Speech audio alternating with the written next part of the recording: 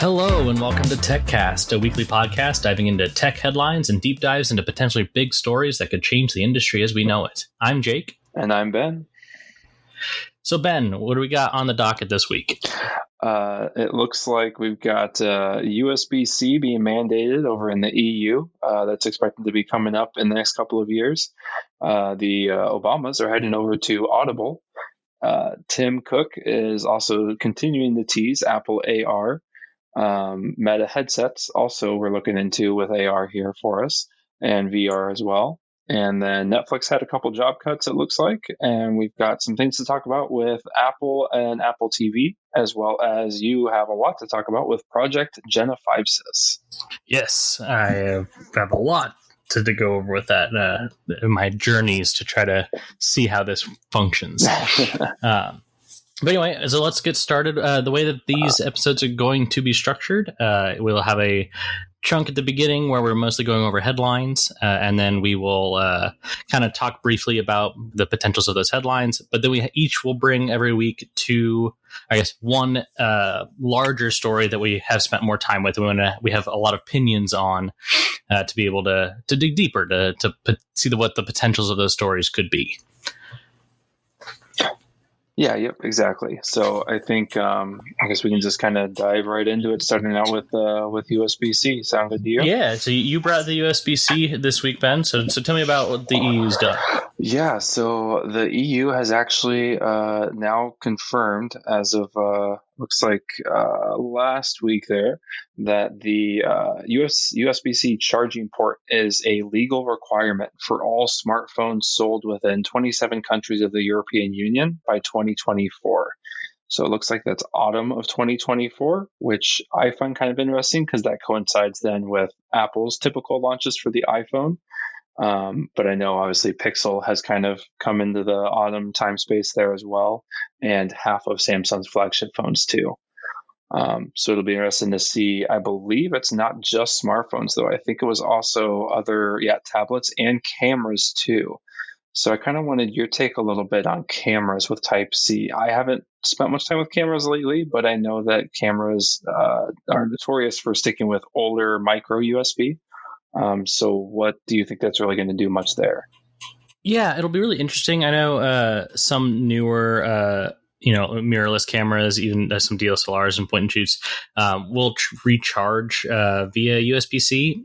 But for the most part, if you're serious into photography or you're going to, have a nice camera, generally you're going to have like a rechargeable battery that you're going to pull out and charge outside of the camera. At least the camera that I personally have, which it's not the newest, but I do have an A7R Mark II, and I got a handful of batteries for it. I don't have a way to charge those batteries in the camera itself. So I charge the batteries externally and then carry a bunch with me and then hot swap them as I need them. So it'll be interesting to see how USB-C impacts those. And what this EU decision will mean for the scope of cameras. I don't know if it discusses every camera out there or if it's just certain kinds, point and shoots, mirrorless, what have you. Well, and that's kind of what I'm wondering too. And just more generally, again, with USB Type-C, typically manufacturers that want to keep the prices really low on their products are continuing to stick with micro USB. So forcing them into Type-C by 2024, I'm interested to see if we get the price to be around what it is currently with the micro USB. Obviously, it's just a couple dollars, I believe, when you look at the overall scale of those devices. But at the same time, too, there's got to be a reason they're sticking with micro USB for the time being. So it'll be interesting to see exactly how that plays out. Yeah, well, I know there's a lot of industries that have been slower moving because their user base is fairly small and fairly niche, and that user base for that product category uses micro USB, and even in some cases more egregiously mini USB. But that I think that brings up a potential pain point there. Whereas if you have someone who is purchasing something in a product category, let's say e-readers, and their e-readers happen to charge via micro USB and they get a new one, if they don't have other USB Type-C devices, which is kind of hard to fathom at this point. But sticking with that product category, they may be frustrated and may not purchase that model, or try to find a model from another source that doesn't pass through the EU. However, they can skirt those regulations, if that makes sense. Yeah, that does. And I think, you mentioned e-readers. I think Amazon's definitely one to look at, because I believe I think some of their Fire tablets are still micro USB, though I know it was pretty big information when or pretty big news when the new Kindle Paperwhite came out with Type-C. Yeah, that was a little disappointing when I bought my previous generation Paperwhite, maybe 3 months before they announced the new one. Oh no. I got it for like $60, so I can't be that mad, but yeah, that's true. Oh, that's a huge discount. Yeah, it was a very, very aggressive deal at the time. Yeah. Well, now you know why. Fair. Yes. So there's also talk about there's legislation that's being proposed here in the States that would piggyback off of this, requiring devices. I guess the wording I saw was handheld electronics. Yeah, I saw the same. To have USB-C. Yeah, I saw the same. I know Bernie Sanders had his stamp of approval on that letter. He was one of the first to sign when getting that submitted. And I think that I think it's good. I think it's the right move. If the EU can accomplish that amongst 27 countries, I don't see why the US can't accomplish that as one country. And I think that ultimately, I think this pressure comes down to just pressuring Apple. Realistically, that's the largest bulk of industry change that we're going to see by forcing devices into Type-C, right? Yeah, that would be, as far as like within that product category, that is a huge one. Yeah. Especially in the States.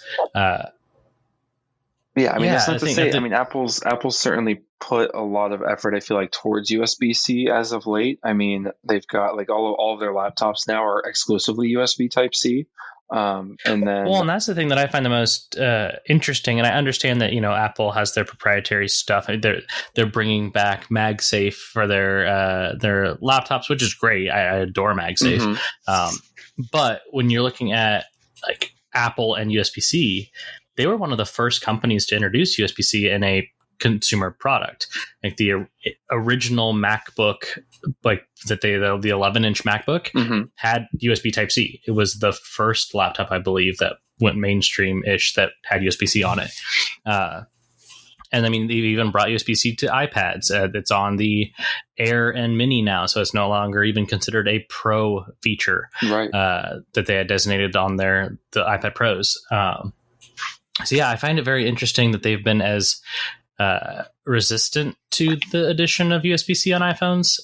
I get it, but I think one of the larger impacts of this is going to be like AirPods, because not only would the iPhone have to switch, but so now do the AirPods for charging, unless they go fully wireless, which I guess I could see them doing.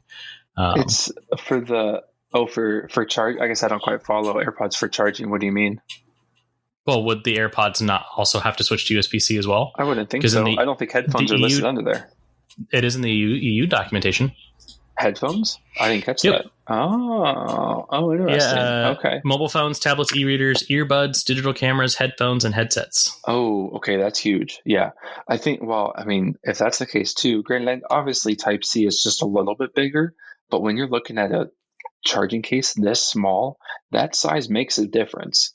So it'll be interesting to see how they have to remanufacture their cases going forward to better accommodate a Type-C charging port instead of a Lightning charging port.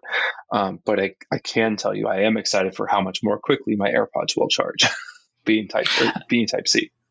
That assumes that they will put in the ability for them to charge that quickly. And so you bring up a good point there, though, too, because, and we've talked about this extensively in the past, but there's so many different Type-C.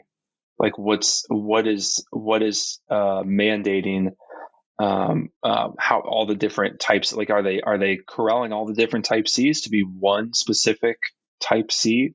at the time that this legislation is expected to pass? I mean, or are we going to have, was it like 3.0, 3.1, Gen 2, Gen 3? My assumption will be that all they are talking about is just the plug, the shape of the plug, and nothing else. I would be very surprised if we see any sort of requirements for devices to have to meet certain USB-C standards to support like both data and power, or even like data, power, video, all this kind of potential content that USB-C can enable versus fast charging or power delivery, all these different standards they have. Then I imagine it's just the shape. Yeah, I'm sure you're right. I think part of this problem then will come down to the fact, and we know this too already, that a lot of people in politics, and obviously they mean well in this case, and it's absolutely great that they're wanting to standardize Type-C as the charging port. But the things you have to consider too is you're still going to have some waste because of the power delivery versus transfer speeds and that sort of stuff too. Because like I know you have a weird kind of charging setup with some of your devices, right? It's gotten a little bit cleaner as time's gone on, but yeah, I do have like 3 wireless chargers next to my bed.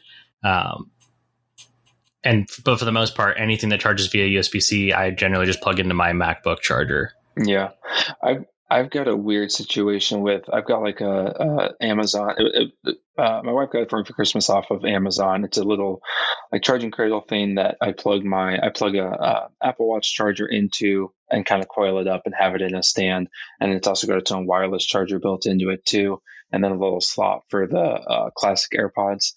And it will not support anything faster than like a 2016 Samsung fast charger for my charging brick. I've tried using multiple Apple chargers, and I think it supports the 5-watt one, but the 5-watt one isn't powerful enough to actually power the charging pad and my Apple Watch charger. So the only charger I've had success with delivering enough power but not too much power is the Samsung fast charger, which I just find absolutely bonkers because it's Type-C. It's USB-A to USB-C.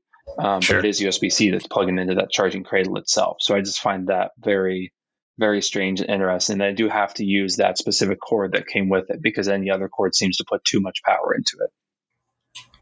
Yeah, that is very, very frustrating and unusual. I find something very similar with, I've got a couple of retro gaming handhelds that they won't accept fast charge, even like the standard up to, what is it now, 18 that the Apple bricks do. Yeah. It only does the 5-watt, so I have to plug it into, at this point, my computer. I just have it set to, I charge those devices along with a couple others. Like I bought a Pebble Time round on eBay a while back just to have, and I have to charge that on my PC because none of my other charging bricks will charge it slow enough to where it won't potentially damage it, I guess. Who would expect that we would be thankful for Apple's 5-watt charging bricks in 2022? I mean, I don't have any anymore. That's the problem. I suppose. Yeah. I've moved on. As we all should. Yes. Agreed. Right. So I believe we've got some things regarding headsets too. A couple different news bits there. I'll start with Meta.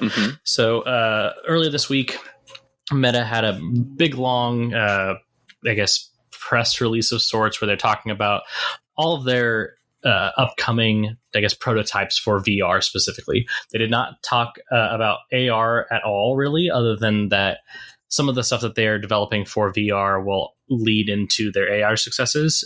Meta has been very open about the fact that they believe AR is the long-term future and VR is, at this point, mostly for entertainment, but a stopgap along the way. But they did announce they showed off some prototypes that they're working with. And the names are Butterscotch, Starburst, Hollow Cake, and I believe Mirror Lake.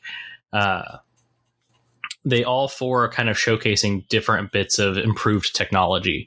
So Butterscotch, for example, it's essentially a Quest 2, from my understanding, as far as like the guts, but it's got like just an enormously high resolution display.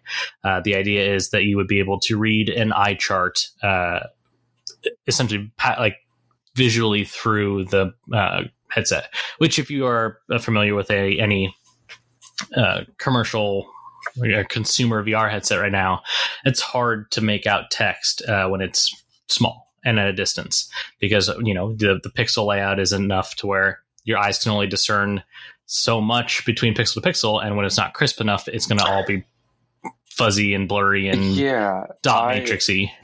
So I just bought myself a Quest 2 just a couple weeks ago, and when I first put it on, I genuinely thought that there was an issue with it out of the box, because it took a minute for my eyes to adjust to how blurry text is. I understand that's the way it is now, but I mean, that was my first experience with my first real experience with VR in the last couple of years. And so I wasn't expecting that. And it definitely took some adjustment.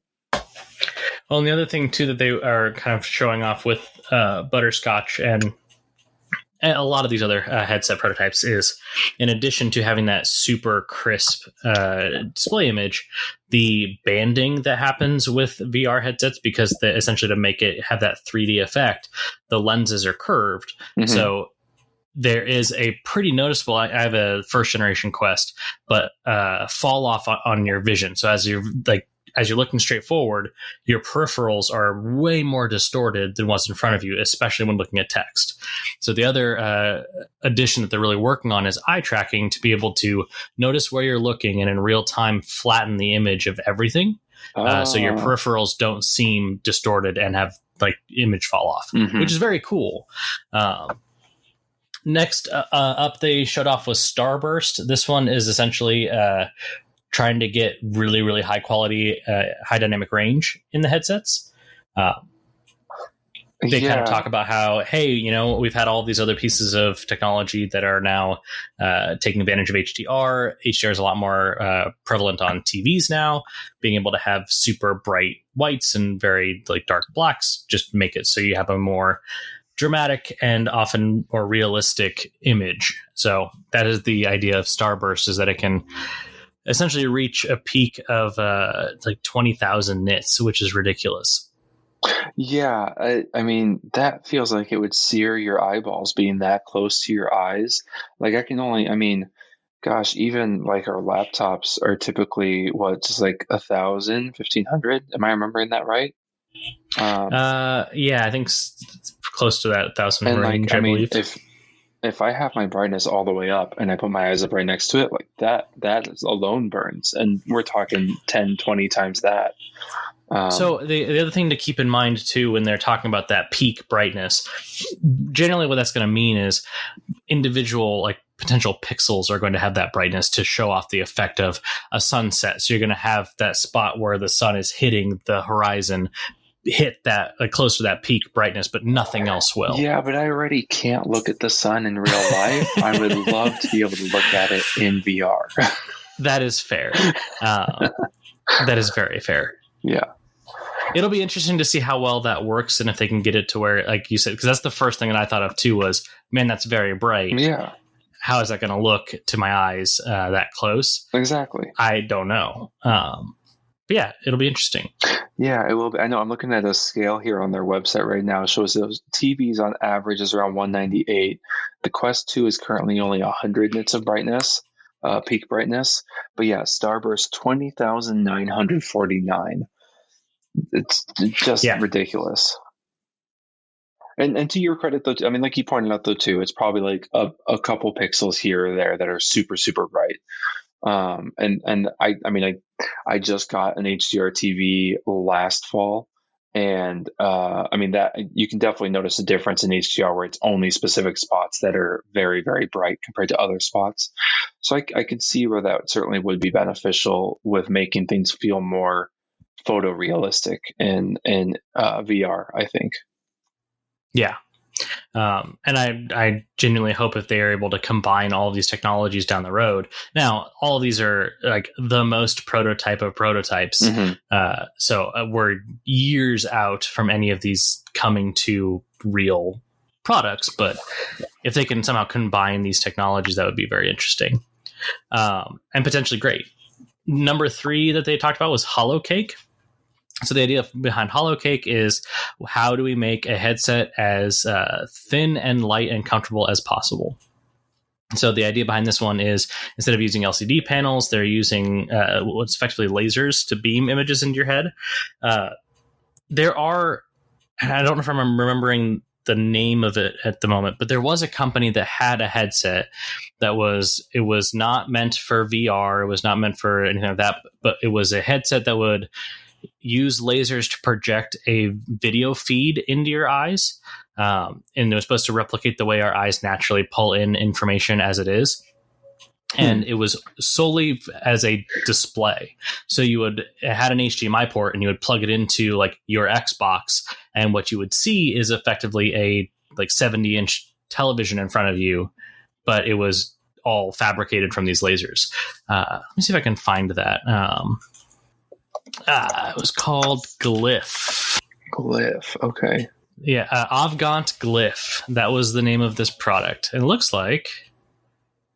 Has Oculus purchased them? That would make sense, honestly. You mean Meta? Has Meta purchased them? Well, I think Oculus may have purchased them before Meta purchased Oculus. Oh, well, that's fair. Yeah, let me look and see if I can find the tech behind it. So yeah, it's projecting light off of mirrors, so kind of like a DLP projector. And it would reflect light back into your eyes and show you what would appear to be just like a television in front of your eyes, kind of. Huh. Very interesting in concept, and like size-wise, you can kind of see where Meta would be going with this, because even like in 2016, when this tech was fairly immature, it was small in compared to on the front of your face, it was small. So yeah, that I think that, I mean, obviously the smaller, thinner, lighter you can make the headset, the more I think open people will be to trying it on and wearing it. Because I mean, the Quest 2 right now, it's so front heavy that I know a lot of people that find it very uncomfortable to wear, right. Especially after playing just 30 minutes. I mean, I myself can't really go much longer than an hour. I've got a little bit bigger nose, so I start feeling it kind of bruise on the front of my nose a little bit if I go too long. But yeah, so if we can get that thinner, I'm hoping that in particular though may come a lot sooner in the future than say things like Starburst and those.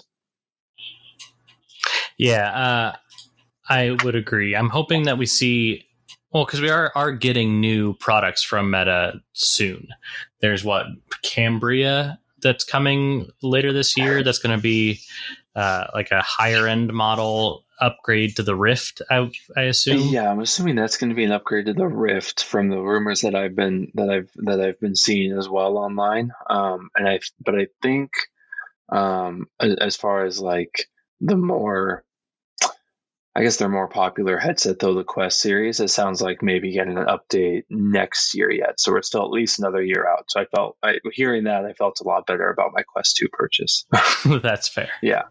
And then Cambria 2 possibly even already being discussed for around the same time as the Quest 3. So it'll be interesting to see what that first Cambria looks like, if it's really that feasible to expect it to be upgraded that frequently or that quickly again. Right. Well, and then on top of all that, they have all the AR stuff that they have been pushing pretty heavily, which I genuinely think is the more interesting of the futures here between AR and VR. I mean, and there's different, modes of AR. There's like a pass-through AR, and then there's like effectively projecting images onto your world kind of AR. Both I see as valid, I guess, options or use cases for AR. but they have all of those prototypes that they've been working on. They've talked about different ways of input method, all these different things. Every company is working on AR stuff, so it'll be interesting to see what jumps ahead and what ends up being the most successful from these companies. Speaking of, you had brought something of Tim Cook teasing AR. Yeah, so Tim Cook was talking with a Chinese outlet, actually, if I remember correctly here, and he was sure to kind of tease Apple having something AR that they're working on, and he said to be sure to keep an eye out, which is very interesting to hear Tim Cook teasing future Apple products. That's not usually something that we get, especially when the rumor mill's churning a lot. It seems like they typically, and in the past at least, try to stay pretty tight-lipped about things. So hearing him tease that is interesting. Now, I mean, you and I both have downloaded iOS 16 on our phones already, and I mean, neither of us really have the expertise to dig into the code by any means, but I've seen a lot of things crop up online about different AR tidbits that have kind of been added to iOS 16, which is kind of solidifying that Apple's going to have something AR come out during the life cycle of iOS 16 in particular.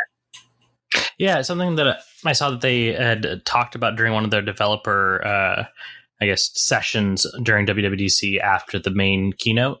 They had a whole update to, is it RoomKit? Yeah, yes, I saw this too. Yeah.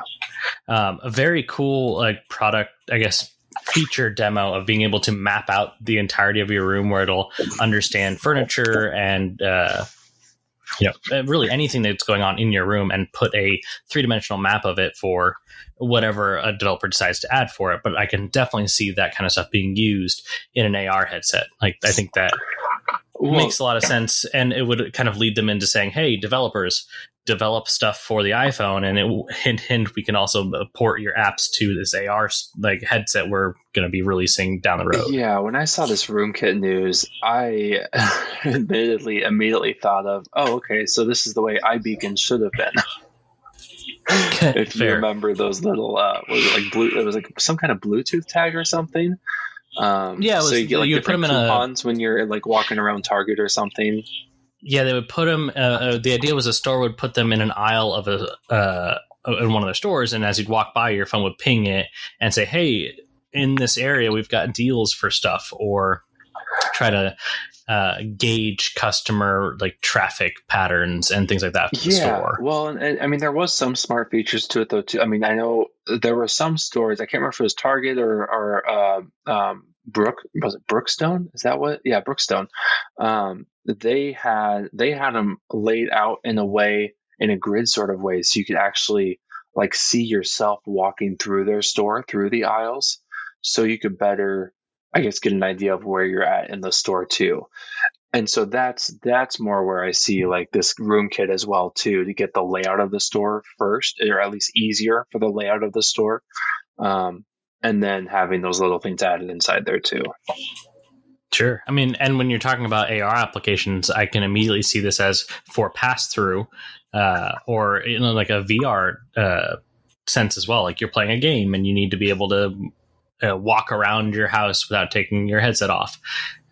Having it be able to map out everything in front of you in real time without having to have a crappy video feed pass through, that would be very useful to have a 3-dimensional representation of what is in front of you mapped out by, assuming, LiDAR.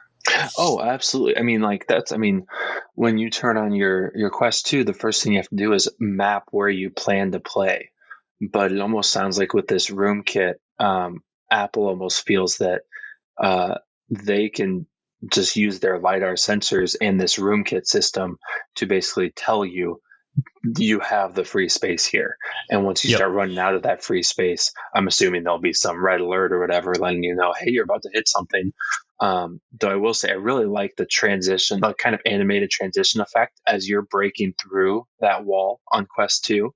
That seeing it slowly begin to expose what's on the other side of your play area that you've marked is very, very smart. So I'm curious to see how Apple implements something like that too, because I feel like they typically have pretty smooth transitions and such as well too, and really think out those animations. So it'll be interesting to see how they decide to handle and approach that too. And that's all assuming that this is going into a consumer product. I mean, Apple could very well be doing like a HoloLens kind of thing like Microsoft does and say this is going to be meant primarily for industry professionals, whatever market sector they're going to try to dive into, and then it'll pass down to consumer someday. I don't know what the likelihood of this being an actual consumer product anytime soon. Yeah, that's fair. I think because didn't one of the first things I feel like Apple kind of showcased with AR on the phone was like a digital walkthrough of cars on the showroom floor.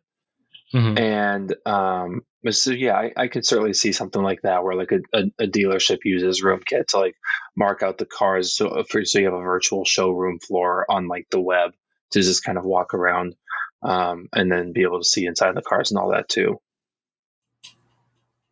Yeah, and being completely transparent, I love AR and VR. I think this is such a cool product category.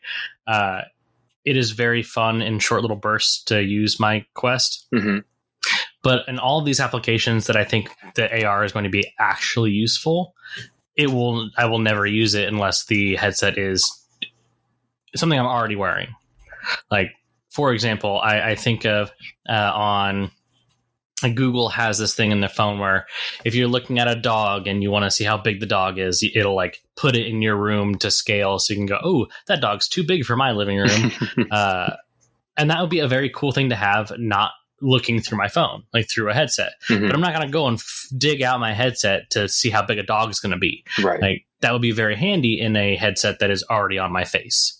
And I think that's what we have to get to. And until that, I think that honestly, the Microsoft approach is the right approach, unless you're just going to continue to dump money upon money into this to make these products faster. But being able to work on the technology in the background where you're getting people in these, more corporate or, physical, I don't know the word I'm trying to think of, these specific industries that benefit from these bigger headsets that may not need the consumer flair of it. Right. Get your diagnostics, get your understandings of how these products work, and then work your way towards that better glasses kind of approach. Well, my concern though with AR in particular is we're going to have, I feel like the software is much further ahead than the hardware, right?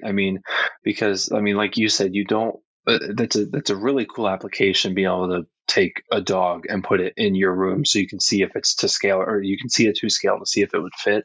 But to your credit too, you're not going to pull out that device to put it on to then see if that would work. You would want that already on your face. Well, if it's going to already be on your face, then that hardware has to be in a position where it's thin and light and you're always just wearing it anyways, like you said.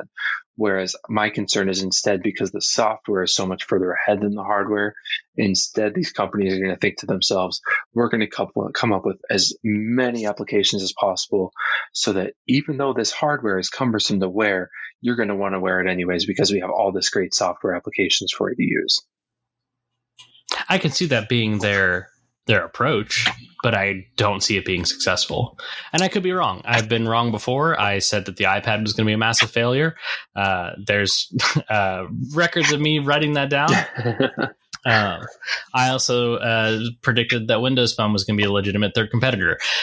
I've said things in the past that were wrong, but I also predicted the impact of like social media on our politics. Like there are things that I just don't see this being successful if it is too bulky. I think a good example of this, more recent here too, is Pokemon Go. Though, look how much of a battery drain Pokemon Go was, and people adapted by going out and buying backup batteries for their phones. Rather than complaining or uninstalling it, they just went out and got a battery backup and kept on chugging along.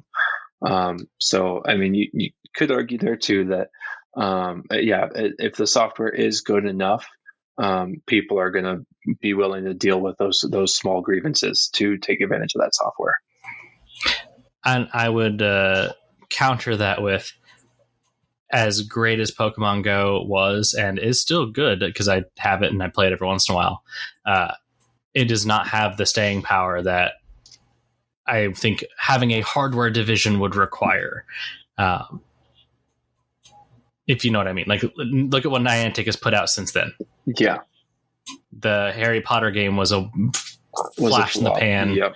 Yeah. They've got a Pikmin game. Yeah, also not great. And they got this new one coming out Paradox. that I actually think, yes, which I'm very hyped for, and I'll probably play it for a week. Yeah, but exactly. I don't see myself. The different thing about Paradox, though, is it sounds like it's more Tamagotchi than it is Pokemon. Sure, that's great. But if it required a separate hardware to play it, yeah, that would be strapped to my face that I would have to wear and be big and bulky. Right. I just don't see myself using it. Yeah. That's fair. The thing is, these applications have to be so great and worthwhile for it to have the staying power to continue to develop more and more and more for it. Mm-hmm. Mm-hmm. Yeah. But we've gone down the rabbit hole of VR and AR enough. Mm-hmm. Agreed. And there'll be plenty more to talk about in the future. Yes. So talking about Netflix. Yeah, you had mentioned you plugged in here that Netflix has some job cuts. So what's that about? What's going on? So Netflix has had quite the rocky road as of late. They reported their first loss for the Q1 earnings, where they had their revenue growth was slowing, and it lost subscribers, particularly in the US, for the first time in a decade.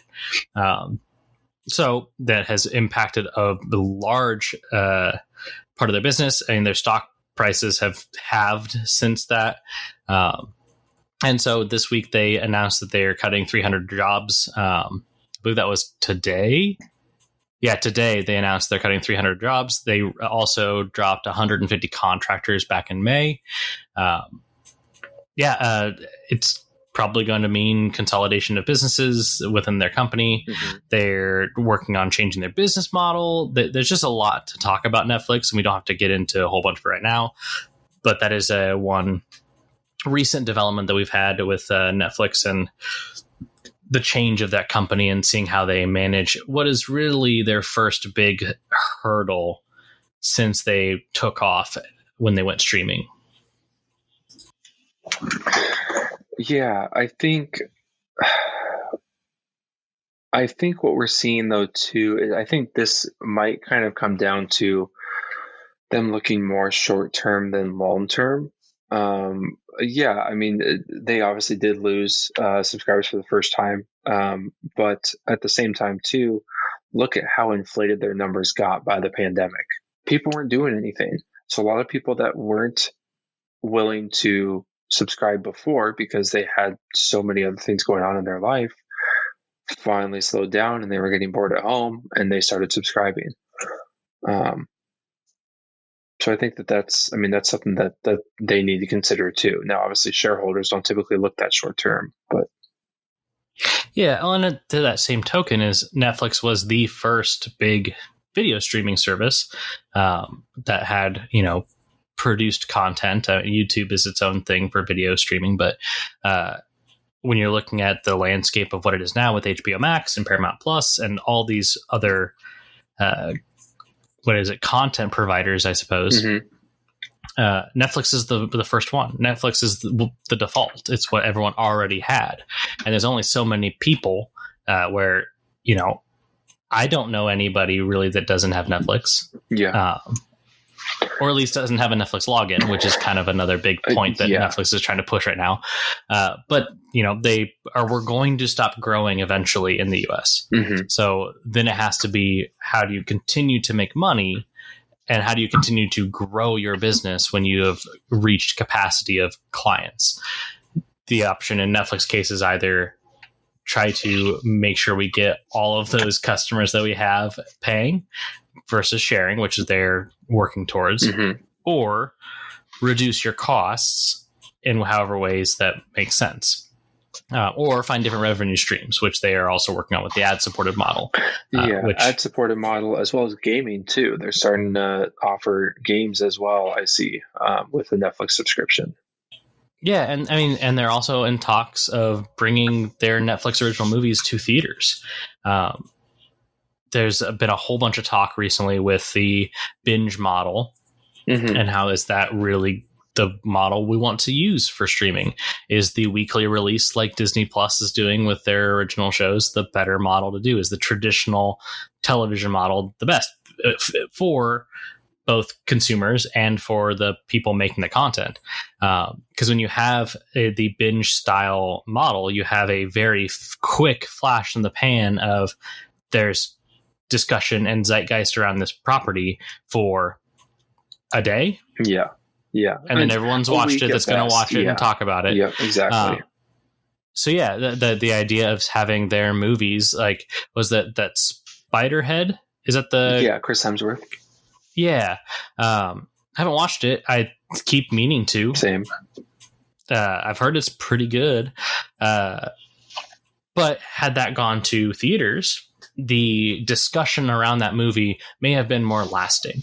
I think of the movie Everything Everywhere All at Once that came out this year, that is one of my maybe top 10 favorite movies of all time now.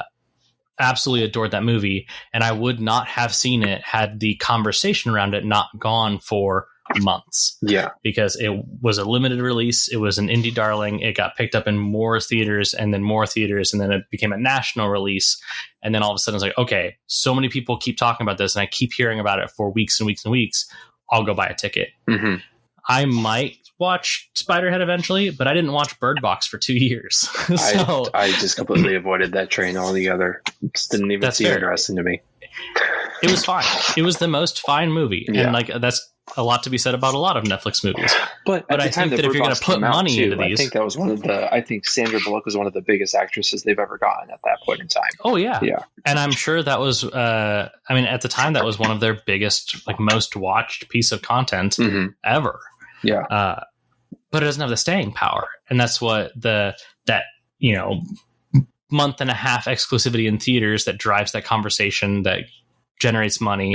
Then it moves into a limbo of people waiting for it to come out to buy and watch again, or for the first time because I missed it in theaters. You're just enabling yourself a longer tail of revenue than with we're going to just throw it on streaming. Yeah, honestly, even if Netflix just did like a 3-week release window in theaters first to build up hype around it, and then immediately move it to streaming after that, I think that would serve its purpose at that point. I mean, I think that's all you need, really. They don't have to do like a full 6 or 8 week release like most movies do, right? Before they start switching to streaming services. And I think that would accomplish it, because you're exactly right. It seems like Spiderhead, I saw a lot of hype for leading up to it. I completely forgot it even came out.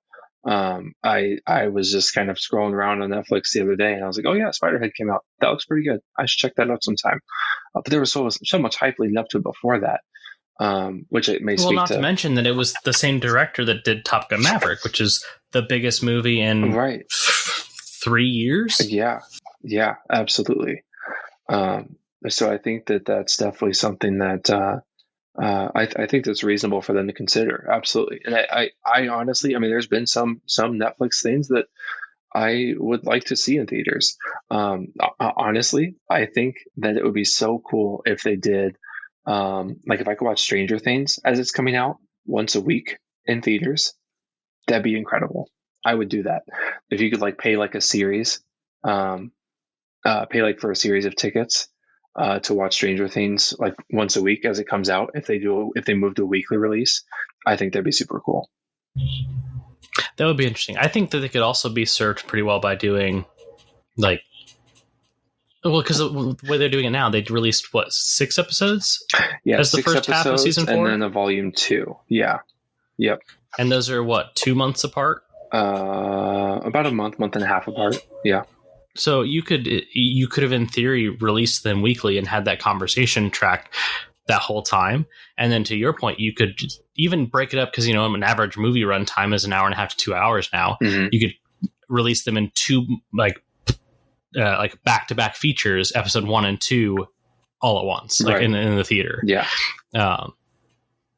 Yeah, no, I think that's a very interesting model for them and other streaming companies that are doing original content like that. So I think it was about a month and a half, because the silly thing is, I'm pretty sure if you do the math, I think that, so they released 6 episodes all at once. I think if you were to watch one a week, then it falls right in line with July 1 when the second to last episode comes out, the volume 2, Sure. when volume 2 lines up. So I guess they want to give people the option if they prefer to watch it that way instead. I don't know for sure. I wonder if they could do. No, that wouldn't work. I'm just thinking out loud about doing like a toggle, so you could have the people who want to binge, and you can have the people that want to have that long tail. Spoilers. Yeah, and it wouldn't keep it in the conversation. Yeah, and that's the point of trying to have money generation and interest generation, is keeping things in the conversation. I mean, you can't give them that option, right? Like if someone's watching an episode and you leave it on a cliffhanger, if you know that next episode is available for you to watch, you're going to watch that a lot sooner than waiting a whole week. Very true. Yeah. So it's a bummer that they have cut 450 jobs this year within the company. They have said that they're moving back to like a normal business like model going forward, but who knows if they're going to cut more people. I think that Netflix was just that kind of company that they just kept making money, and they kept making more money. So let's throw as many things as we can out there because we can, and we have all this money to do it. And unfortunately, when you get too big without a sustained business like accumulation like that, you're going to have cuts when not having a more reasonable business expectation. Yeah, definitely. So I think since we've been talking about streaming anyways, for sake of time, I'd actually kind of like to just move on to Apple TV Plus. So this is going to move into what we are calling like our cold shots. Yes. What we are referring to as the big stories of the week, or maybe, both of these are kind of from the last 2 weeks, but just bigger stories that have potentially bigger impacts to their respective industries. Yeah, exactly. So Apple TV Apple in general has been making some sports moves as of late. So they got, for Apple TV Plus streaming, they already got MLB Friday nights, an exclusive game every week airing during the MLB season. That started in, I want to say March, if I remember right. March or April, right around there. It failed beautifully when it first launched. It sounds like they've got a lot of the kinks worked out. Sounds like there was just some chemistry issues with the original commentators and everything, but it sounds like that's all worked out. But more interesting yet is that there's been rumors floating around for well over a year now that Apple has their hat in the ring for purchasing NFL Sunday Ticket, which I love NFL Sunday Ticket. I know you do as well. Yep. And it was the only reason I had DirecTV until as of late. And so hearing that Apple has a lot of interest in NFL Sunday Ticket, seeing them make this kind of push into MLB sports, and now the most recent news that Apple has announced is that MLS, Major League Soccer, is coming to Apple TV Plus as well. And this deal is huge, in my opinion. They've already announced that it is going to be a separate subscription. Literally everything about this deal is, I hope, a preview of the type of model they will have for NFL Sunday Ticket. Because some rumors already claim that Apple's already won the deal. They just are keeping it hush-hush until they're ready to announce it themselves. The biggest thing I want to stress with the MLS, with this separate subscription, is there are no blackouts. Jake, imagine how incredible Sunday Ticket would have been with no blackouts. That would be pretty great. Nothing is more infuriating than trying to figure out which damn channel I have to switch to find my game. let me just pull up my app and watch the game.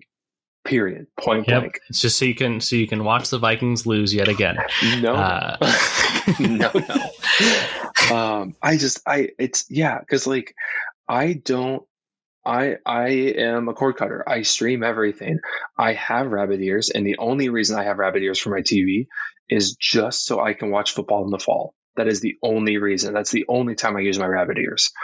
So the fact that that with MLS now, with Apple TV Plus, there is not going to be any blackout games at all. It's not going to be locally restricted or anything like that. It was just mind blowing for me to read. And I hope and pray that that is exactly how NFL Sunday Ticket will be in Apple's hands. I've got some more ideas with this too, but I was curious if you really have anything to share with the news thus far. Yes. I mean, I think the big thing is that it's the MLS, and why that kind of deal is possible. Soccer is huge worldwide. It is, at least to my understanding of the cultural impact, the MLS is the bottom tier of the professional sports world. I don't see how they could have that kind of power, I guess, strength to remove blackout dates, be able to have all the games you could possibly want to watch all available with an Apple TV, or how they're going to do it with something on the scale of the NFL, which is such a revenue driver, and any other sport for that matter. I mean, they were only able to get Friday nights for MLB. Yeah, and that's true. I think I still see this as like them, as Apple ramping up bit by bit with more and more popular sport. Well, I guess I don't want to say popular necessarily, because obviously baseball is the American pastime. But as far as audience reaching, having just Friday nights for MLB games, you're going to get some audience, but not every audience possible. Having MLS now is going to get a little bit even more audience. I think this is almost more market research, with their Super Bowl, pun intended, being having NFL Sunday Ticket on Apple TV Plus. And I think that just the different things that Apple can do with, I'm so excited at the prospect of Apple having NFL Sunday Ticket, just because of the separate aside rumors that they were discussed more in the springtime. We haven't really heard anything lately, but at one point Apple was kind of eyeing purchasing EA, which of course has EA Sports that does the Madden games. And so my mind immediately thought, okay, if they're getting an NFL Sunday Ticket and they purchase EA, imagine Madden overlay next gen stats that they do overlapping on top of watching a live football game, and just how much more statistic heavy that can make the game. I love the prospect of that whole thing. Yeah, and I think it would be particularly interesting in Apple's case, because I would imagine, would give you the option to turn that stuff on and off, since they would kind of control the content delivery from start to finish. Whereas other kind of broadcasts with like right now, Amazon Web Services has a lot of next gen stats baked into highlights and stuff of the game, where they show you, the top speed that the runner ran. Cool. Yeah. So I want to kind of circle back real quick to the viewership aspect of it. An average MLS game in 2021 was 285,000 viewers. Okay. Which was an 11% increase from the previous year. The average NFL game was 17.1 million viewers. So while I do hold out some hope, because Apple has a lot of money, that they could make something happen, the blackout stuff is there for reasons. It's there because there's 17.1 million people watching that game on that channel, that all those advertisers are paying money to have those ads ran, that these that the NFL is getting a cut from that, and the network is getting a cut from that, and there's so much money on the table when you're talking about that scale of viewership. Yeah. I just don't see how they could possibly get it done with the amount of money that's in advertising. I don't know, though. I still feel that I think Apple will have ads with this too, but I feel that Apple has deeper pockets though than Bally Sports that owns Fox, and Comcast Universal that does the NBC games. Apple has deeper pockets, I think. So I definitely, I don't know. It'll be interesting to see. Yeah. I mean, I would love it. It would be very interesting. I can just see them saying, hey, here, now you can get Sunday Ticket being an Apple user. Like if they don't even bother to recreate the app itself, because the app was garbage and super buggy. If they don't even bother developing a new app for Sunday Ticket and they just give us Sunday Ticket as is, I'll be just so disappointed. Man, I don't know how much I want Apple to make an app for Sunday Ticket that's fast. Okay, that's fair. I mean, have you used the Home app or the TV app or? So Home app, I don't mind so much in iOS 16. It was useless before that, though. I mean, it's still not that great. It's visually appealing, but there are still times that I'm like, why did you put it there? So, like when I open up the Home app on my iPad, why do I see in a grid every single one of my light bulbs individually? Not organized in any way. That's just the layout that it gave me when I first started using the Home app. And honestly, I haven't used it since because I just used the Google Home app because most of my stuff was connected through Google anyway. But it's still a visual nightmare. Mm-hmm. Mm-hmm. Yeah, it's not great. I mean, I'll give you that. It's not great. Because I just recently started converting my Arlo cameras. I bought a smart hub so I could put them on HomeKit now too. And so I just started that tonight. And so I've started using the Apple Home app again a little bit because I was trying to just use Google Home app. And yeah, Google Home app, there are things that just make a lot more sense the way it's done. But visually, I just like the look and appearance of Apple's apps more. I don't like the layout of things, but I like their color palette more. Fair. Yeah, I have an appreciation for that. But you're right. Yeah, I scratched my head a couple times being in the app. So tell me what this greater impact to the industry of, I assume, television that your called shot is going to be. How is this going to change the industry? I think that it is going to better bridge your broadcast television with your technology streaming aspect of it. I think, like you mentioned, you hope that expect that there will be some sort of toggle, and I do too, because obviously you'll have those people that they just want to sit down and enjoy the game. They don't care about all the stats. They just want to watch the game and watch guys hit each other, because there are still people that watch football for that. But there are people like you and me that also do fantasy football leagues, and it's nice to have those stats. Now, I like the idea of watching my Minnesota Vikings and having the stats turned off and just appreciating watching the game. But if I'm watching a separate game specifically to watch my own players in it, I think that having that option to toggle on and see those different kinds of statistics come up as an overlay, I think is going to honestly just completely change the viewing experience all around and give a lot more value to Sunday Ticket to begin with.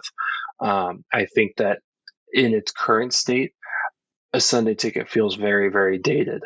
You're literally just paying a subscription to watch additional games, and I think that it has the potential to be so much more than that.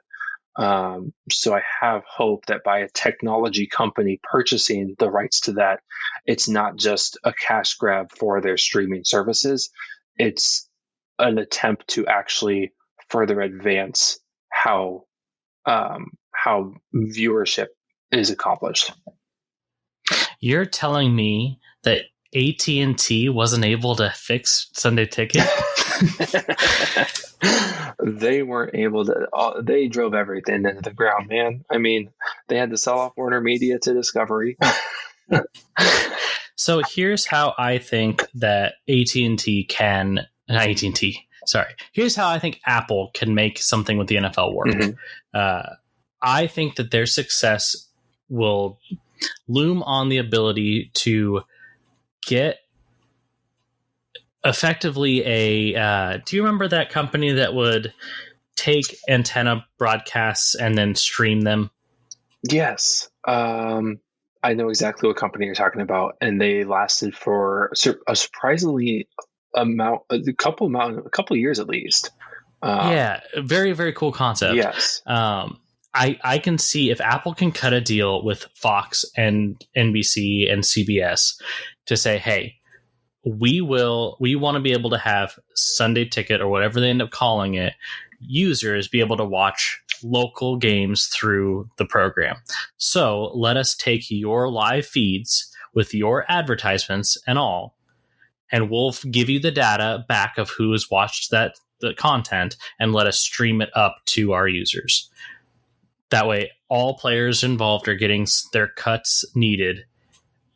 I don't see it working any other way when you have these companies with what is effectively their last big watched content, because network television is not what it used to be as far as the concurrent daily users. Yeah, I think Apple will have to do it that way for the time being, because obviously those different broadcasters have their own contracts too for being able to show those games. Mm-hmm. So Apple can't just step on those toes. Those are contracts, but I could see Apple offering some sort of revenue sharing as far as ads go or anything like that. Or maybe you're right. Maybe they're just going to be willing to say, hey, can we also stream this in our Apple TV Plus with NFL Sunday Ticket, and you get all the revenue from, because they just want eyeballs on the subscription service itself, or eyeballs on Apple TV Plus, right? So right. Yeah, so having that in there, that I could see that happening. But once those contracts start to expire, I have a good feeling that they're going to make a bid themselves too. I can definitely see them, especially if it works for them. Yeah, that's true. I don't know exactly where Fox is at on there, or Bally is at on their contract for Fox Sports and that sort of thing. But I'm sure Apple has at least a couple years that they'll be able to have under their belt with NFL Sunday Ticket first, to see if they are finding success with it. And if they are, I can definitely see them pursuing those other contracts too. So if that's the case, though, let me ask you this. What else does broadcast television have besides news? And there's still a dedicated fan base of like reality television. There's The Voice and Masked Singer and Survivor all have their strong following still, that are, the water cooler in the zeitgeist kind of television shows. There's your dailies, like you have your game shows, your Price is Right, your soaps. I think there's stuff that they have that will keep them relevant enough, but I think they lose sports in particular. I think they're going to have a hard time getting, especially advertiser interest. The important thing I want to point out, though, too, is all of the shows that you've mentioned have been established before streaming. I think the discovery on broadcast, to help with longevity of broadcast surviving, is not long for this world. That's fair. So, but I mean, it'll be interesting to see, as we talked before with Netflix and like the death of the binge model, as more and more companies move to like that weekly kind of drip feed of content. If we start to see stuff moving back into more of a live, it's going to drop at this time during the evening so we can get the most eyes on it as possible, and we just get broadcast television again, but through the internet. Yeah, I could see that too. Like more timed events and that sort of thing. Yeah, because rather than it saying, okay, well, this episode is going to drop at 1 a.m. Pacific time, it's going to be 7 p.m. Central kind of thing. Yeah, but yeah, I could kind of see that. I don't think the hardware is there at this point in time. There's a reason they drop it at the time that they do. It's because they can't handle everybody that many getting concurrent on. streams. Yeah, exactly. I mean, God, look at when HBO was doing that with Game of Thrones. That was a nightmare every Sunday. That's fair. Yeah. But I think that's we can move on from Apple and streaming and sports and broadcast at this point. You've got things that you want to talk about with Dish. Yes. So speaking of, satellite television providers, Yes. wow, quite the theme with our big topics this week. So Dish Network, storied history here. But back in 2019, they inked a deal alongside T-Mobile and Sprint to effectively acquire the scraps. So they got Boost and they got Ting and they got Virgin Mobile and Sprint prepaid. They got all those customers because Dish has been hoarding wireless spectrum for years. And the ticking time clock to use that spectrum was coming up. So they made this deal to help essentially approve the T-Mobile acquisition of Sprint to spin off into a fourth carrier. Fast forward a couple years. Last week, they had a deadline to make. They had to have this network covering 20% of the U.S. population and be live and ready to go. In the meantime, things between T-Mobile and Dish were rocky. T-Mobile wanted to decommission their CDMA network. That kind of obviously had some impacts on Dish when the majority of their customers came from Boost. So they inked a deal with AT&T last year to essentially piggyback off of their network as a backhaul. And yeah, so last week they had this deadline to hit where they had to hit 20% of the U.S. covered. There's rumors that they forgot. CNET, I believe, published an article that said that they missed their deadline, or essentially implying that they were about to. Uh-huh.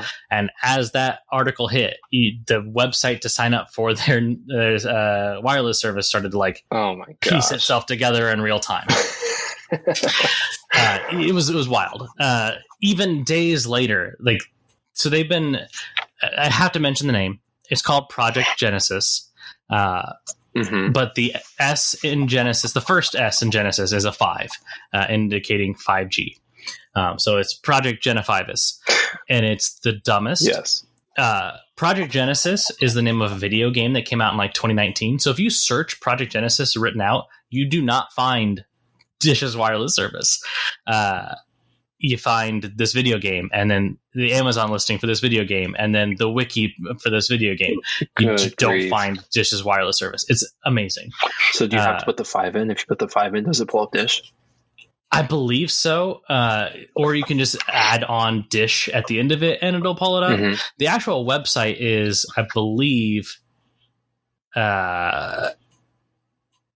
what is it? It's genesis5g.com. Oh, geez. I think is what it's called. So, okay. So before diving into what a wonderful experience you have had yourself with this, how was Dish supposed to be? How did they position themselves to be different? Why did they decide, hey, we are going to be a carrier and we're going to be better than the other carriers? We want to compete here in this space. Well, really, my theories on this are, it was Dish saying, we've got a whole lot of wireless spectrum that we've purchased through auctions for years now, and if we don't use it, we're going to lose it and have wasted all that money. So let's find a way to essentially take buzzwords and make it our carrier's mantra, if you will, to where they're calling themselves a smart 5G cloud-powered network. Mm-hmm.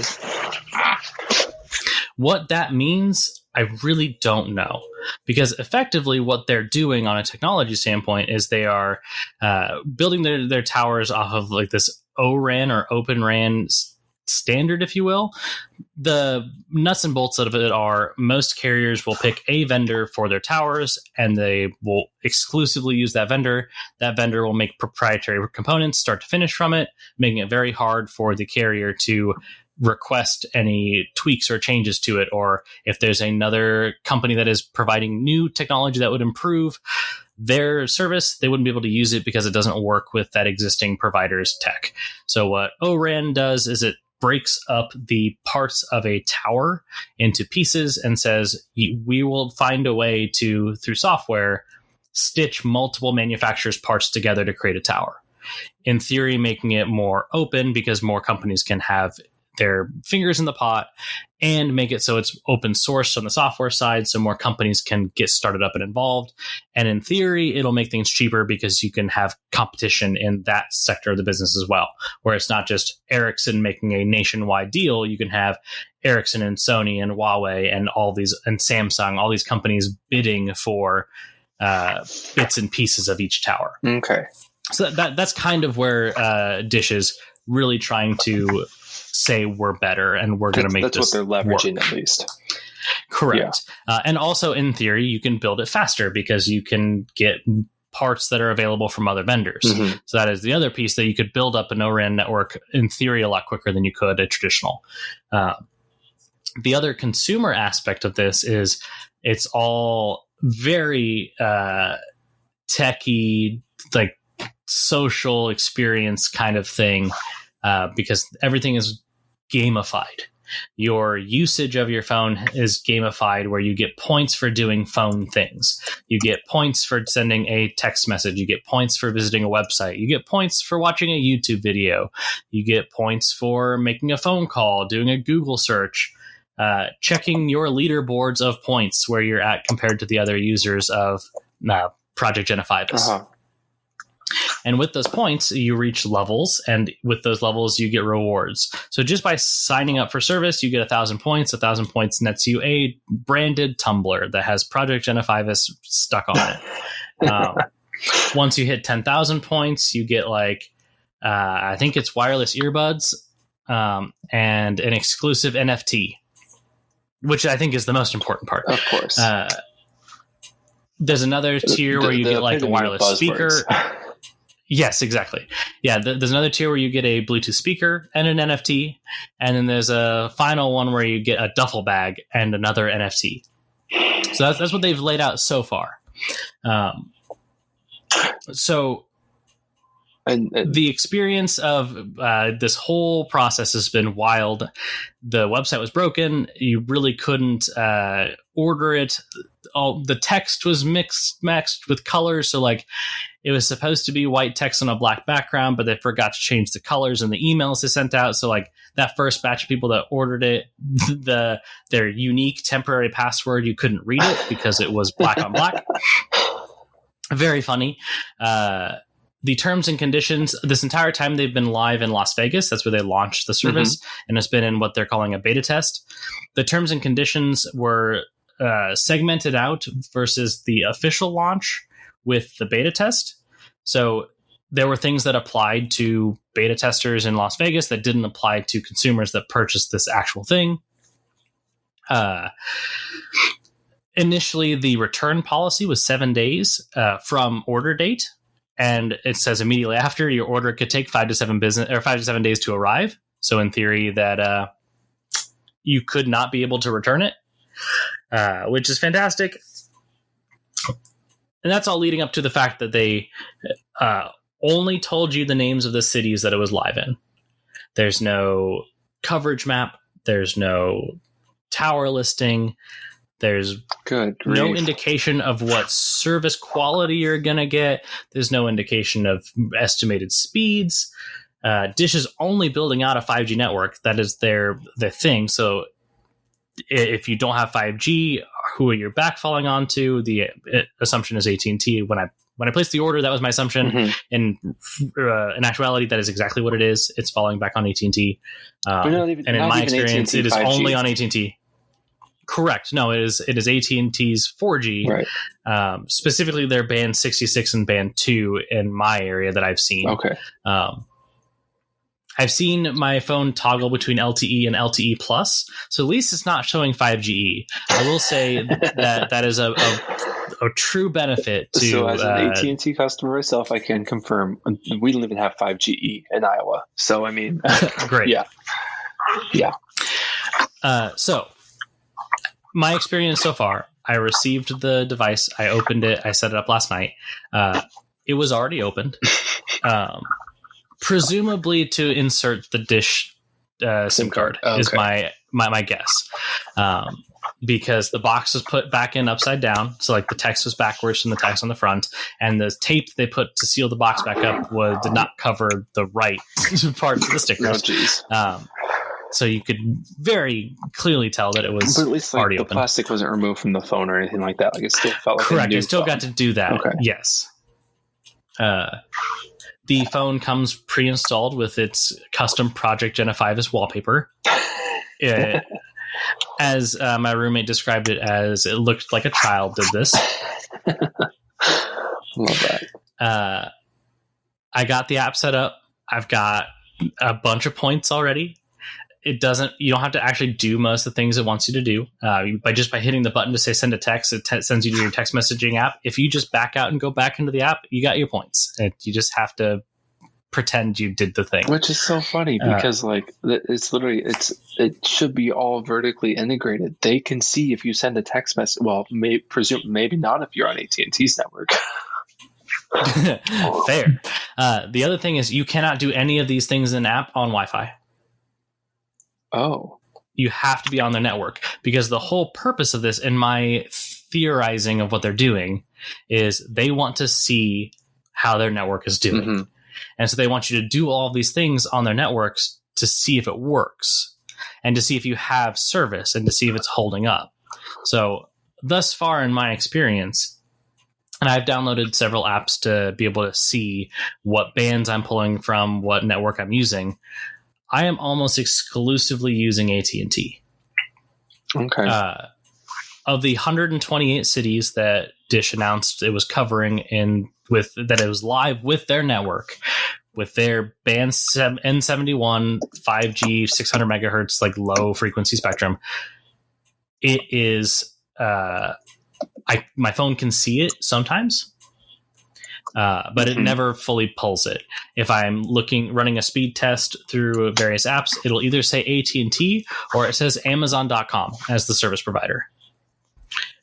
Which is also very confusing. Yeah. I don't know if they use Amazon is providing hardware. Maybe.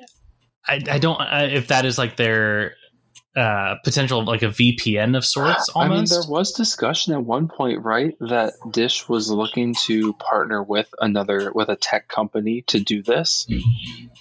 So I mean, maybe it kind of makes sense. I mean, because like O-RAN is very much software side too, and Dish doesn't have that kind of software. I mean, have you ever used a Dish TV service? The software is janky. Hey, the Hopper was great. Don't you dare. And the Joey. So what I think it is doing, because I tried to do a little bit of research on this ahead of time. So some people claim when they use VPN services that when they run speed tests, it also shows up as Amazon. So I'm wondering if the phone is using at times Amazon Web Services to mask its identity to show that it's using Dish's network through some sort of software layer, but it's actually just using AT&T. Oh, okay. Because when you use the phone, there is what is effectively a mandatory network experience companion app that is constantly monitoring your network usage. In the 12 hours that I have had it on, that app used a full gig of data just pinging the network constantly. Well, good thing they don't offer tiered data plans. Right. Which, for reference, in their terms and conditions, they do say if you use an excessive amount of minutes or data, and then in parentheses, determined by Project Gen 5 is, they can just boot you off of the network. Oh, wow. Other carriers have this too. Like I'm a T-Mobile user, and T-Mobile has that in their terms and conditions, but it's based off of what is considered a high data usage user for the rate plan you're on. Right. They're like, that's kind of built into the plan. So you could conceivably understand where that threshold is. And I understand that it's protection, so you aren't using it as a like torrent machine, right? So you're not using it to consume an extreme amount of internet for downloads. No, but with Dish, there's only one plan option, though, isn't there? Correct. Yeah. Okay. It's $30. It's unlimited. I made this joke a lot. I make this joke all the time with products that I don't see people using. That like the 6 people that use it will find it very great. The funniest situation I've ever had with any sort of technology ever happened today when I was calling into the Project Genophivus's customer service because I wanted to know if they had any sort of indication of where towers were. Because I just went driving. I drove for 5 hours today around the Des Moines metro area because Des Moines, Altoona, and Urbandale, 3 cities in the area, are listed on the 128 cities that Dish says they provide service to. So I wanted to see if I could get my phone to reliably pull their service, get speeds, have it say 5G, and have it be pulling the band N71 that they have said they've launched. Right. And so I called the customer service because I wasn't pulling it. It would lose service after about a minute and default to AT&T's LTE, which I know isn't Dish because Dish isn't doing LTE. So I'm talking to the customer service person. They don't have the answers for me. They have to put in a ticket, and someone from an escalation team is going to get back to me on this question. So then I threw out the end just because I was curious. As I've been playing the game of using my phone and getting points, in the leaderboard, I've noticed that I'm like ranked, I think, number 3 of all time of points accumulation out of 11. Okay. So I asked the person on the phone, I said, this is like geographic, right? So like there's 11 people in the area because that would make sense to me. It's been a week that only 11 people within the Des Moines metro area would have gotten Project Genophivus. And it's like, or is this the entire install base? To which the person said, no, that's the entire install base. Oh my God. So in a week's time, 11 people are using Project Genophivus, or at least using the app. There could be more users that haven't used the app. Yeah. They do strongly encourage you to boot the app and get set up when you start because that's how you manage your entire account. But you could conceivably not use it if you didn't want to. Okay. So here's what, like, that's just so baffling to me because you would think like there's got to be tons of employees that they have out and about using this network as well, right? Or do they have such little faith in the network right now that they don't even have their own employees on the network? Well, why would you have employees? Like, why would you have employees on this product? Because like their call centers are just Dish call centers. Oh, it's just regular Dish call centers. Okay. So they have like departments. So when I called initially, I got sent to Dish customer service, and they said, "We don't know what you're talking about. There's a dedicated Project Genesis number." So I called that. Oh, okay. I assume when the person said that all the escalation people are all in a meeting, that meant the one escalation person that services the entire install base is in a meeting. Yeah. that was my guess. Yeah. But they don't have retail stores. The only, as far as I know, I think the only retail stores they have are currently in Las Vegas for the beta test. Wow. And if you recall me saying earlier, this website went up in the matter of hours for people to purchase and sign up for this thing. Right. I don't know if they have any actual like real launch for this. The launch feels like it was for show, indicated by the fact that I'm not pulling their service most of the time. And the person said on the phone, who was, I have to give credit, the most pleasant person I've ever talked to on the phone, full stop, within a customer service like setting. Okay. Absolutely phenomenal customer service agent. I could not have been happy with that person. But that person was informing me that there was a bug that the phones weren't handling the handoff very well. And when I'm digging into the phone and how it works, there's so much of it that's turned off. Like I wanted to go in and see if I could turn off all the bands but the Dish ones. So I could force into it. That's disabled. You can't do it. You can go in, and I've been able to see the SIM settings. And what they talk about is how they're able to achieve this kind of like hybrid MVNO is they're using a physical SIM and a digital SIM simultaneously. And it's using one phone number bounced between both SIMs. So one SIM is pulling AT&T service, and the other SIM is pulling a physical Dish. Dish SIM, and they're using the AT&T eSIM, it sounds like. Or vice versa. So the way that the phone is showing it to me is the physical SIM is AT&T. It is seeing AT&T's service. Wow. Even though I have a Dish Project Gen 5 physical SIM put in the SIM 1 slot, it's showing AT&T bands. And then when I can see Dish bands, it's showing that in SIM slot 2, which would be the eSIM. Wow. That's just what the phone says to me. I don't know how much of that is like actually true, how the phone is handling that bounce back and forth.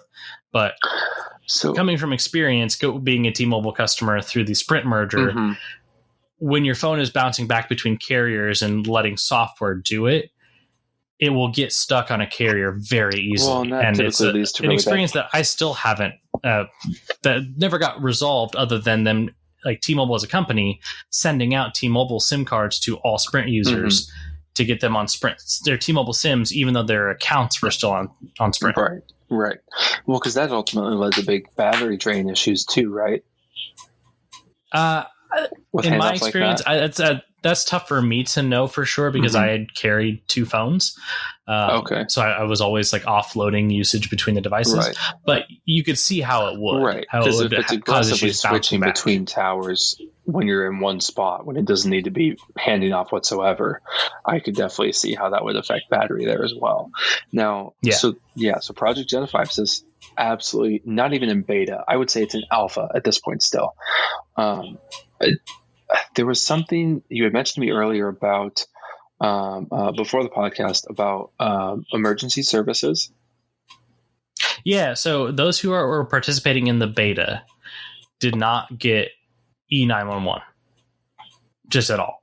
So in the terms and conditions, you were agreeing to having a separate device to make 911 calls in case of like in actual emergency situations. Now, did you see? So that when you say beta, you're referring to Las Vegas.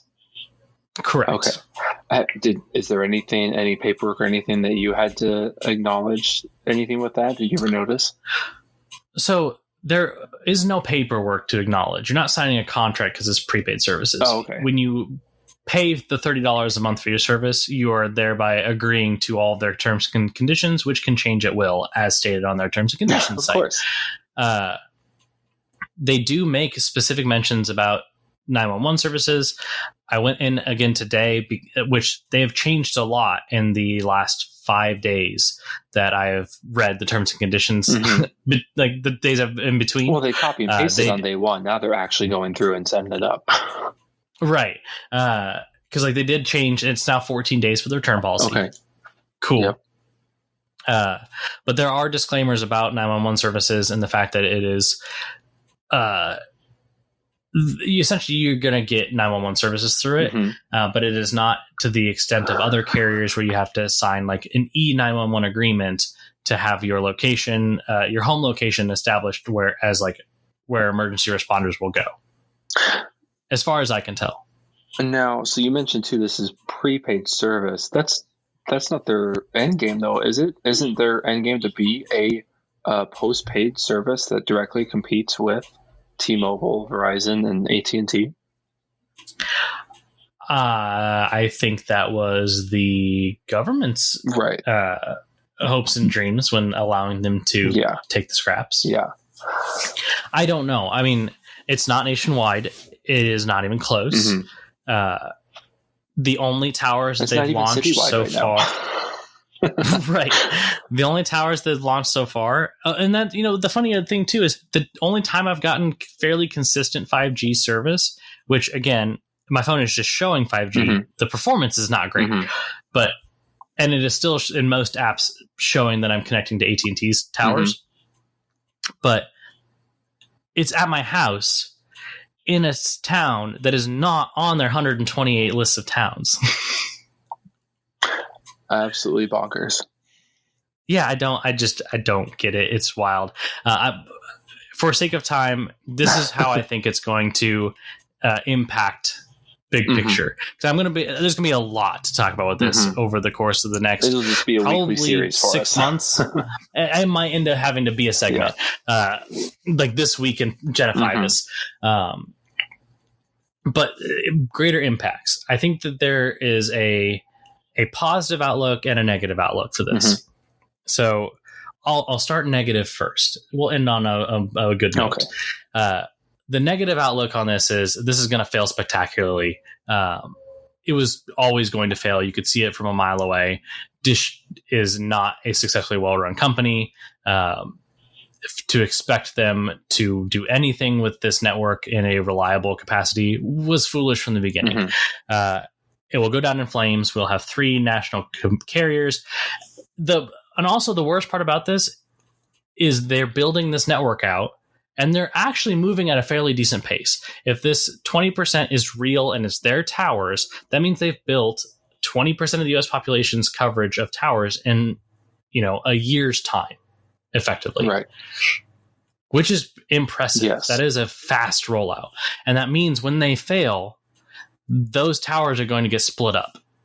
They're going to get acquired by other companies, probably. Mm-hmm. So all of this work that this company is doing will not only fail, not have a 4th carrier, 3 carriers will no longer have that little man to compete against, can start raising prices, all of the fears of 3 carriers, plus now some or all of them are going to have a big boost because they're going to just buy up the scraps of this company that has put in this effort to boost their network that they're going to then charge more for. Mm-hmm. Yeah, I think with the way Dish is set up, though, would their towers even be compatible with these other carriers? So that kind of leads into the positive outlook, I think, because I think the positive way to spin this and to see this is the speed and hopefully quality that this network is being launched may be a strong enough justification case for the ORAN style for the big 3. Mm-hmm. So if they can start renegotiating their contracts as especially Verizon and AT&T with the C-band launch, because they've just acquired a lot of spectrum in the last few years. If they can find justification, say, ooh, we could build towers faster and cheaper with the same quality, let's do that. And then now towers become more interoperable. The technology that builds them becomes better and easier to upgrade. I think of living through the Sprint network vision conversion where they gutted and replaced their entire network. Mm-hmm. That all had to come from a single vendor. So the thought of being able to rebuild a network with a future 6G and being able to do that so much faster because you're only replacing pieces of it instead of the entirety of the tower could end up positively changing the wireless industry for the future. Well, that and how quickly it'd be how quickly they can effectively replace their entire network when not having to rely on one single manufacturer for those towers. Yeah. Yeah. And then on top of that, having an open source software stack to be able to control it all. Mm-hmm. Being able to take good ideas from anybody to make your towers run more efficiently, to make the handoff between tower to tower better, like making beamforming more accessible where the tower finds the device versus the other way around. And then this all leads into the fact that we may have autonomous vehicles driving around in our future, having the ability for a network to be built at scale way faster for these vehicles to be able to communicate with could have a big positive impact to that industry as well. Yeah, definitely. And then there's also the silver lining of Dish could make it work. Do I think they will? Absolutely not. Yeah. But if they do make it work and have that 4th competitor and have the lower cost of entry for both the consumer and them as a company, that could, in theory, bring down the prices of the big 3. That could make them have to be scrappier and compete for real with this small upstart. But that's assuming they make it work. Yeah. And I just don't see them making it work with what they're showing off so far. Well, because if Dish can find a way to, as you said, show that you can have, that you can create a quality network at a lower cost, and effectively allowing them to charge less to be on that network. I think that, obviously that is really, really good, because I think the issue initially when we had 4 carriers was T-Mobile and Sprint were the cheap ones competing with each other at the bottom, and Verizon and AT&T were the expensive ones competing with each other at the top. And people understood, if I want a quality network, I have to go with Verizon or AT&T and pay quite a bit more. If I want to save a buck or two, I have to understand I'm going to be on a lesser network and go with Sprint or T-Mobile. And now we kind of effectively have all 3 at the top, all equal in price. I've been shopping, and they're all about the same price anyways. And all have networks that are pretty neck and neck too at this point.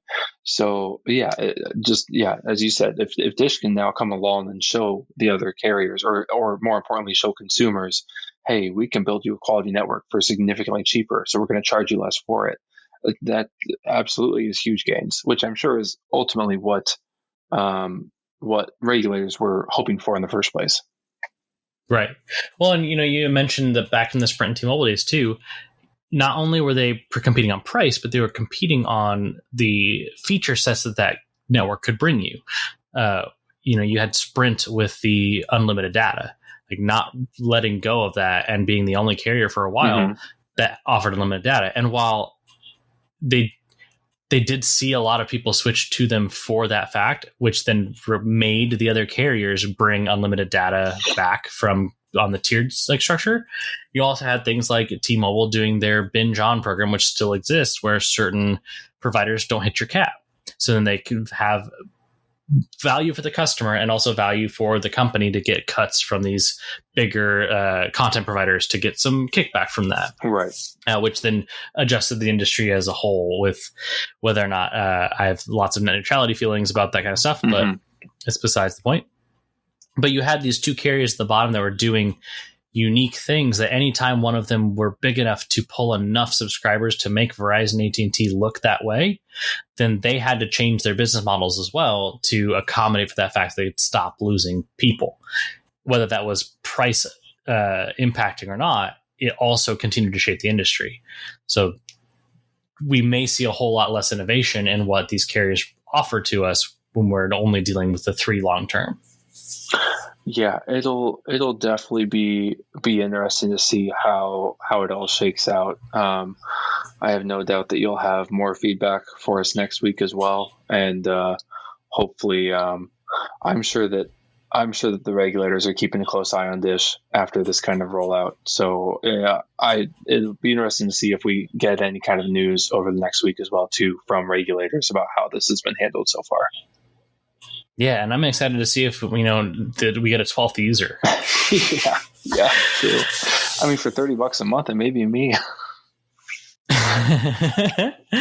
It's only on the Galaxy S22 right now. Is the only phone you can use on it. So you'd have to let your iPhone from your clutches. I'll consider. So anyway, that we're gonna end it here. We've gone way over it. Kind of a recap round of what we talked about.